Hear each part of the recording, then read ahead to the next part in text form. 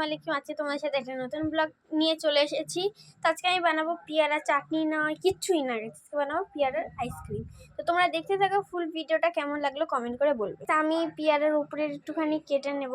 দেখো গাইস, আমি এটাকে এমন করে কেটে নিয়েছি। এটা কিন্তু কেউ খেও না, এটাকে গেছে এর ভিতর থেকে যা রয়েছে সব বার করে নিই। তো গাইস, আমি আমটা এখানে ছোটো ছোটো করে আম বলে বলে হয়ে গেছে। তো আমি এখানে মিক্সচার নিয়ে নিয়েছি। মিক্সচারটাতে আমি কী করবো একটু পরে বলে দিচ্ছি। গাইস, আমি এতে এবার আমার পেয়ারা পেস্টটা দিয়ে দিচ্ছি। পেয়ারা পেস্টটা দিয়ে আর কিছু জিনিস দেবো, তো এটা তোমাদের একটু পরে বলে দিচ্ছি। আমি এটা আমের দিয়েছি, কোনো মাইন্ড করে না। আমি এতে দিয়ে দিয়েছি জল, দিতে নিচ্ছি জল, আর বাদ বাকি চিনি নুন দিয়ে পেস্ট করে নেব এমন। তারপর গাইস দেখিয়ে দিচ্ছি, দেখো তোমার কাছে এটা ফুড কালার দিতে পারো, আমি যেটা ফুড কালার ইউজ করবো না। তো গাইস, আমি এখানে পেস্টটা করে নিয়েছি। তো দেখো কি সুন্দর লাগে, মানে মেখে নিই। পরে গেছে আমি এটা প্লাস্টিক দিয়ে একটু কভার করে দিয়েছি। আমি এটা ভরে দিয়েছি। তো আমি সেকেন্ড পার্টে কী করে জমে যাচ্ছে আমি দেখে দেবো।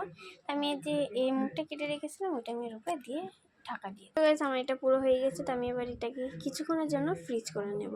তো আমি সেকেন্ড পার্টে দেখে দেবো এটা জমে গেলে কীভাবে কী করেছি। তো তোমরা ভিডিওতে লাইক সাবস্ক্রাইব সব কিছু করে আজকের জন্য বাই বাই।